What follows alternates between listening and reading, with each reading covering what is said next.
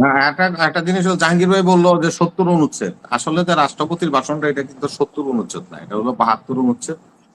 এটা হলো এটা ৭২ অনুচ্ছেদে এটা হলো সরকারি বিজ্ঞপ্তি দ্বারা রাষ্ট্রপতি সংসদ আহ্বান করবেন, স্থগিত করবেন, ভঙ্গ করবেন, সবকিছুতে।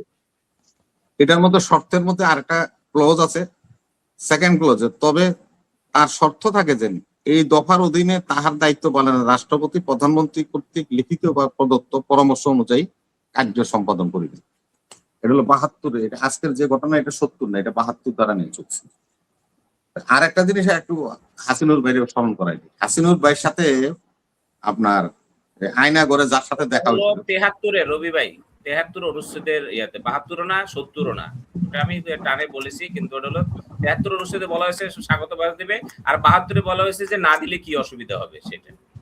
না না, সেটা ৭২ হলো উনি হলেন এই সংসদ আহ্বান করবেন, ৭০ না। আমি আপনি বলছেন ৭০, আমি বলছি ৭২ উনি সংসদ আহ্বান করবেন, আর ভাষণ হলো ৭৩। আমিও হাসিনুর ভাই বলতেছি যে হাসিনুর ভাই আয়না ঘরে একটা লোকের সাথে দেখা হয়েছিল। হাসিনুর ভাই এটা আমাদেরকে বলছেন এবং মিডিয়া তো বলছেন, সবাই জানে। যখন হাসিনুর ভাই মামলাটা করলেন, উনি দাখিল করলেন, যার সাথে সাক্ষাৎ হয়েছিল উনি সাক্ষী করতে চাইছিলেন, উনি কিন্তু সাক্ষী হইতে চায় বা সাক্ষী হয়নি ওই মামলায়। যার সাথে দেখা হচ্ছিল আয়না ঘরে, মনে থাকলে মনে হয়তো খেয়াল করবেন। কার সাথে? এটা হাসিনুর ভাই বুঝতে পারবেন। উনি যার সাথে, একটা মাত্র লোকের সাথে ওনার মতো একজন ভুক্তভোগীর সাথে ওনার দেখা হয়েছিল। উনি যখন মামলা করে ওনাকে রিকোয়েস্ট করছিল সাক্ষী হওয়ার জন্য, কিন্তু সেই লোক সাক্ষী হয়নি। ওই হাদি হত্যার কথা বলছেন, হাদি হত্যার কথা বলছে আবার জজ মিয়া নাটক সাজাও। আরে ভাই, এত দুর্বলতা কেন? এটা যেন না হয়, এই জন্যই তো এত রক্ত দেওয়া হইলো দেশে, এত কিছু হলো। আমার রবি ভাই এখন কথা বলতেই হয়, জজ মিয়া নাটক না, ওইটাও সত্য। জজ মিয়া ছিল জড়িত, জজ, মুকুল, বকুল, জয়, ৫ জন ছিল। আমি জেলখানে ওই আরমানের সাথে ছিলাম একসাথে। জজ মিয়া নাটক না, সত্য ঘটনা। আল্লাহ আপনাকে দীর্ঘজীবী করো, ধন্যবাদ। কেন আমাকে মুখে কইলে তো মনে করেন যে মানুষ বিশ্বাস করবে না, যেন শাহাবুদ্দিন। আমি তো ওইখানে ওই আরমানের সাথে ছিলাম। বিএনপি খুব দুর্বল, আওয়ামী লীগ একদম সিলগালা মেরে দেয়, এটা হলো সমস্যা। না, এই জন্যই আপনি বলছেন, এই জন্য আপনার ধন্যবাদ এবং দীর্ঘায়ু কামনা করতেছি।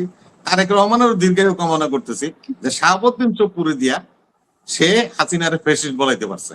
এই জন্যই আল্লাহ তারেক রহমান সাহেবের দীর্ঘায়ু করো, এবং সে যে কাজটা করতে পারছে, এবং সে ওই যে শাহাবুদ্দিন চুপ করে দিয়া স্বৈরাচার বলাইতে পারছে। এই জন্যই তারেক রহমান সাহেব প্রধানমন্ত্রী এবং স্বশনতাকে আমি আমার পক্ষ থেকে ধন্যবাদ জানাই। আর হাদি হত্যার বিষয়ে আজকে যেখানে নাকি বিভিন্ন রকম কথা হচ্ছে, আমরা এই ব্যাপারে করতে চাই না, আমরা এটা বলতেও চাই না। হাদি হত্যার যেটা ঘটনা ঘটেছে সেটা সুষ্ঠু তদন্তের মাধ্যমে বের হয়ে আসবে, যে শাস্তি যোগ্য হবে তার শাস্তি হবে, এটাতে আমরা কামনা করি। এবং আজকের এই পবিত্র রমজানে যাতে না ঘটে আর কি, কোনো নাটকীয় বিষয় আমরা যাতে এই জন্য আজকের এই পবিত্র রমজানের সবে কদরের রাত্রে আমি হাদির আত্মার রুহের মাগফিরাত কামনা করছি। তার পরিবার, ছোট সন্তানটা, তারা যেন একটা ভবিষ্যৎ পায় এবং তাদের জন্য ভবিষ্যৎটা আরো এগিয়ে যায়। সরকার পক্ষ, বিরোধী পক্ষ, বাংলাদেশের 18 কোটি জনগণের কাছে আমার নিবেদন থাকবে, অন্তত পক্ষে ওই শিশুটাকে মানুষের মতো মানুষ করে যেন আমরা উপস্থাপন করতে পারি। যেরকম এটা এই জন্যই বললাম, জাহাঙ্গীর ভাই শোনেন, আমাদের ব্যথা লাগে। সাগর রুনির একটা ছেলে আছে, আপনারা জানেন, ম্যাক। এই ম্যাককে নিয়ে কিন্তু আমরা কথা বলি না। ম্যাক কিন্তু তার মতো করে বড় হয়েছে। আমরা জনগণ, আমার জাতি ভাই সাংবাদিকরা, আমরা রাজনীতিবিদরা, ওই ম্যাক কোথায় আছে সে খবরটা আমরা রাখি না। ওইখান থেকে আমার আশঙ্কা হয় যে কোনো একদিন হয়তোবা হাদির সন্তানটাকেও মেঘের মতো আমরা ভুলে না যাই। সেজন্য পবিত্র রমজানে ওয়াদাটা করাইলাম যে আপনারা ভুলে যান না, আমিও বলবো না, আপনারাও ভুলে যান না। আজকে সংসদ অধিবেশনে রাষ্ট্রপতির ভাষণের উপর যে কথা জাহাঙ্গীর সাহেব বলছেন যে কি হয় রবিবারে, দেখে কিছুই হবে না।